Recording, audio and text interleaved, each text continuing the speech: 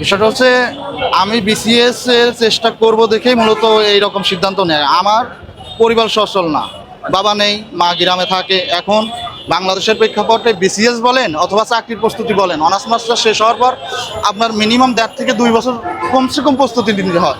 তার আগে চাকরির পরীক্ষায় উত্তীর্ণ হওয়া সম্ভব না। এখন আমি যে ঢাকাতে আপনার 1.5 থেকে 2 বছর বাসায় বসে চাকরির জন্য প্রিপারেশন নেবো, প্রতি মাসে যে আমার 8 থেকে 10 হাজার টাকা খরচ লাগবে, এই টাকাটা আমার দেবে কে তখন? ওই 2 বছরের যে জোগাড়। এই জন্য আমি ব্যবসার পাশাপাশি আমি নিজে এই ব্যবসা করে আমি নিজে চলতেছি।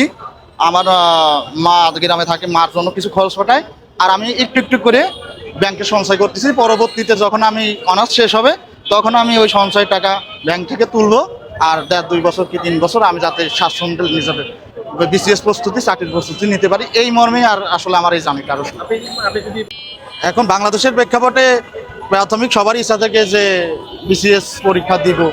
সেক্ষেত্রে আমিও সেই গতানুগতিক ধারারই, আমারও ইচ্ছা আছে আমি অনার্স মাস্টার শেষ করে বিসিএস এর বসবো, বিসিএস এর চেষ্টা করবো। বিসিএস ঝালমুড়ি বিক্রি করতেছে 8 থেকে 9 মাস হবে।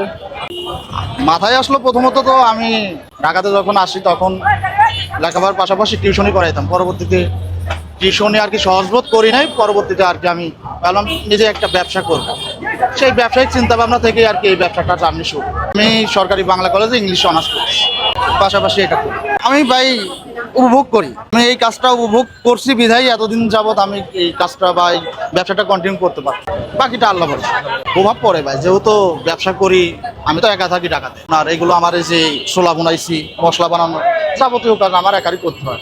পাশাপাশি ক্লাস থাকে, এক্ষেত্রে প্রভাব পড়ে, লেখাপড়ার প্রভাব পড়ে, যেহেতু এখানে প্রায় 5 থেকে 6 ঘন্টা আপনার সময় যায়। টিউশনি প্রথম যখন ঢাকাতে আসি তখন আমি টিউশনি করাইতাম, কিন্তু টিউশনি সম্ভবত 4 মাস আমি টিউশনি করানোর পর তখন আমার মনে হয়েছে না, টিউশনিটাকে আমি সহজবোধ করতেছি না আমার।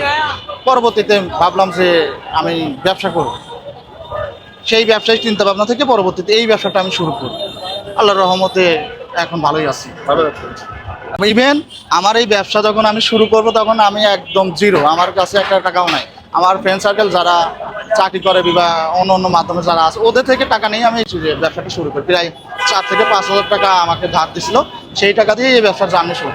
এবং ওরা তো আমার জন্য টাকা পয়সা দিয়ে হেল্প করছে, তারপরে দোয়া করছে, শুভকামনা জানাচ্ছে। সব কিছু মিলে আমার বন্ধু বান্ধব সবাই এরকম না।